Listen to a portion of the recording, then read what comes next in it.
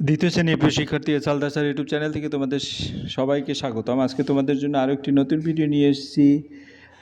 Bangla model প্রশ্ন, রায় ও Martin প্রশ্ন বিচিত্র সেরা প্রস্তুতি হিসাবে আজকে দেখাবো তোমাদের 6 নম্বর মডেল প্রশ্ন। আমি এক এক করে 5টি মডেল প্রশ্ন আমার ইউটিউব চ্যানেলে দিয়ে দিয়েছি।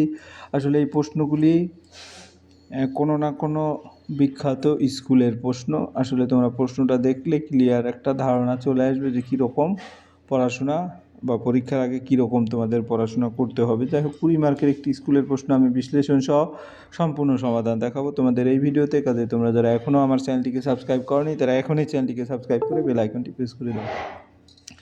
এখানে দেখতে পাচ্ছ যে প্রশ্নটি আছে, এক এক করে 9টি প্রশ্ন আছে। আমি প্রতিটি প্রশ্ন বইয়ের কোথায় আছে সম্পূর্ণ দেখিয়ে তারপর উত্তরগুলি বিশ্লেষণ করব। এই প্রশ্নটি এসেছে মেদিনীপুর কলেজের প্রাথমিক বিদ্যালয়। এই একই প্রশ্ন আবার বিধাননগর রাষ্ট্রীয় উচ্চ বিদ্যালয়, অর্থাৎ দুটি স্কুলের প্রশ্ন হিসাবে এসেছে।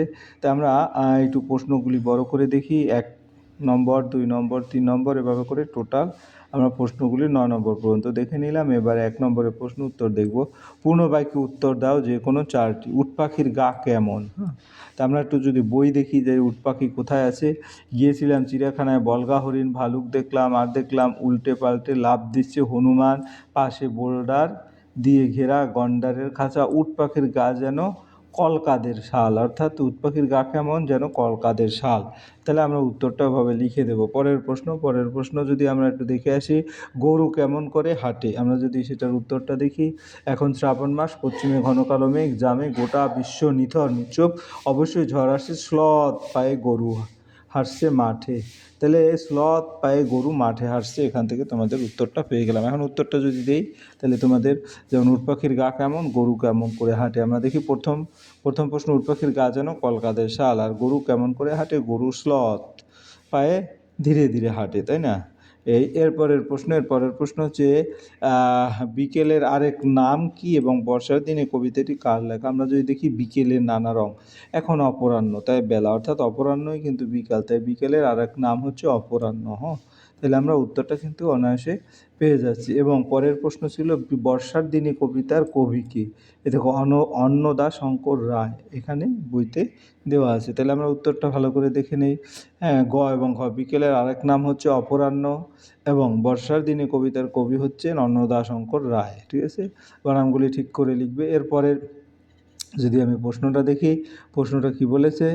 প্রশ্নটা হচ্ছে তোমার মিনার মা দুপুরবেলা খাওয়ার জন্য কি কি রান্না করেছিলেন এবং ভালুক দ্বিতীয় বন্ধুর নাক মুখ শুকে চলে গিয়েছিল কেন? তা আমরা যদি দেখি, মিনার মা মায়ের রান্না চমৎকার খিচুড়ি, আলু ভাজা, ডিমের বড়া খেয়ে তবে মনটা আবার ভুলে গেল। তাহলে কি দুপুরের রান্না? খিচুড়ি, আলু ভাজা, ডিমের বড়া। এবং তারপরের যেটা বলেছিল সেটা কি? পরের প্রশ্ন যেটা, সেটা হচ্ছে তোমার ভালুক দ্বিতীয় বন্ধুর নাক মুখ শুকে চলে গিয়েছিল কেন? উত্তরগুলি দেখি। তাহলে ওই যে কী কী রান্না করেছিল? খিচুড়ি, আলু ভাজা, ডিমের বড়া। আর ভালুক দ্বিতীয় বন্ধুর নাক মুখ শুকে চলে গিয়েছিল কেন? আসলে ভালুক ভেবেছিল যে সে ছেলে মারা গেছে, তাই তাকে ছেড়ে চলে গিয়েছিল।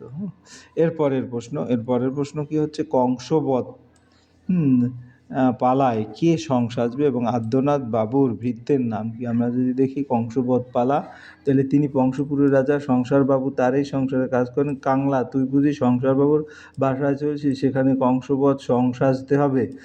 কাংলা তোর ঝুড়িতে কি? যাই হোক, এখানে কাংলা কথাটা বলছে। আর আদ্যনাথ বাবুর ভৃত্যের নাম হচ্ছে সত্য। ওই যে আদ্যনাথ বাবুর ভৃত্যকে সত্য। তাহলে আমরা উত্তরটা পেয়ে গেলাম।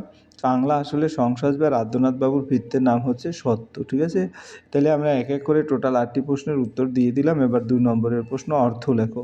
তো অর্থ লেখো কী কী আছে? জঙ্গল, জঙ্গল মানে বন, আর দঙ্গল মানে ঝগড়া বা মারামারি। এরপর আমরা 3 নম্বরের প্রশ্ন দেখব। 3 নম্বর, ড্যাশ ছোলা ময়দা আটা শীতের ড্যাশ নকশা কাটা, ড্যাশ করা বেরি হাতে শহর থেকে ড্যাশ ছাতা।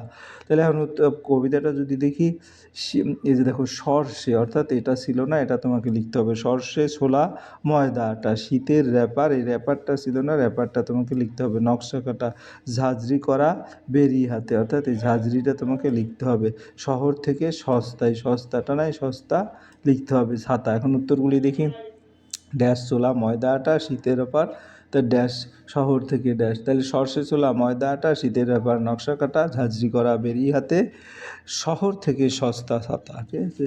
এরপর আমরা চলে যাবো 4 নম্বরে, বিপরীত শব্দ লেখো সাঙ্গ আর নিন্দা। তা সাঙ্গ মানে আমরা জানি শেষ, আর এটার বিপরীত হবে অসম্পূর্ণ, আর নিন্দা মানে প্রশংসা করা। তাইলে আমাদের উত্তর পেয়ে গেলাম 4 নম্বর। এবার 5 নম্বরের প্রশ্ন, বাক্য রচনা করো বৃষ্টি এবং হাট। তাই বৃষ্টি দিয়ে একটা বাক্য রচনা যদি করি, বৃষ্টি হচ্ছে আজ খুব বৃষ্টি হচ্ছে, আর হাট হচ্ছে আজকে আমরা গ্রামের হাটে গিয়েছিলাম। ওকে।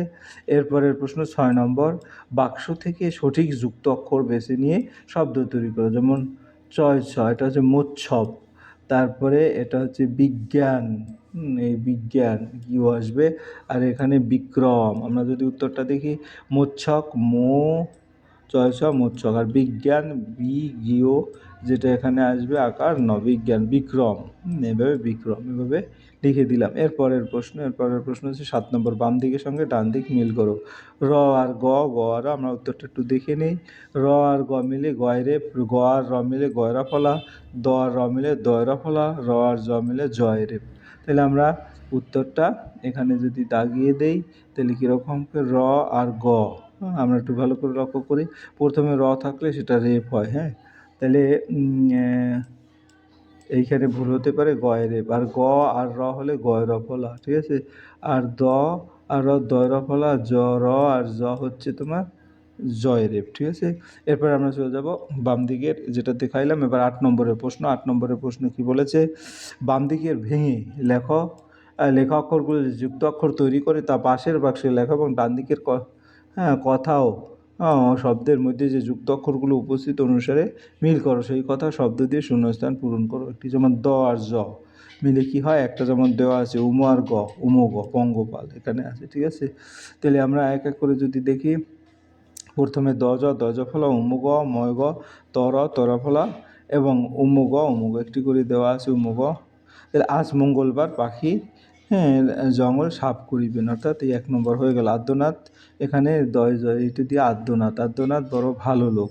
তারপর 30টা আলু, অর্থাৎ এখানে তয়রা ফলা, এটা দিয়ে 30টা আলু আনা চাই। এবার পঙ্গপাল এসে বড় ক্ষতি করেছে। এখন আমরা প্রশ্ন যদি আরও একবার দেখি, তাহলে এটা কি দয় জফলায় আদ্যনাথ, তারপর উমগ মঙ্গলবার, তয়রা ফলা 30, উমগ পঙ্গপাল, ঠিক আছে। আর এখানে আজ ওই যে যেমন বললাম তোমার আজ হচ্ছে মঙ্গলবার, পাড়ার জঙ্গল সাফ করতে হবে, এটার পরে আদ্যনাথ বাবু, তারপর 30টা আলু, এবার পঙ্গপাল হয়ে গেল। এবার জল থেকে থাকে এমন একটি প্রাণীর নাম যে সাঁতার কাটতে পারে, সে কী দিয়ে সাঁতার কাটে, সেই প্রাণী একটি ছবি আঁকো এবং রং করো। আমরা যদি দেখি, জলে থাকে এমন একটি প্রাণী হচ্ছে মাছ, জলে থাকে মাছ পাখনা দিয়ে সাঁতার কাটে, আর তার ছবি হচ্ছে এইটা। তোমরা ভালো করে ছবিটা এঁকে নিলে পূর্ণাঙ্গ প্রশ্নের উত্তর পেয়ে যাবে। এই ছিল তোমার সামগ্রিক বিশ্লেষণ ভিডিওটি। আশা করি তোমাদের বেশ উপকারে আসবে। পরিশেষে বলবো, ভিডিওটি দেখার জন্য অসংখ্য ধন্যবাদ। ভিডিওটি ভালো লাগলে লাইক কমেন্ট শেয়ার করতে ভুলবে না। আজ এই পর্যন্তই, ধন্যবাদ সবাইকে।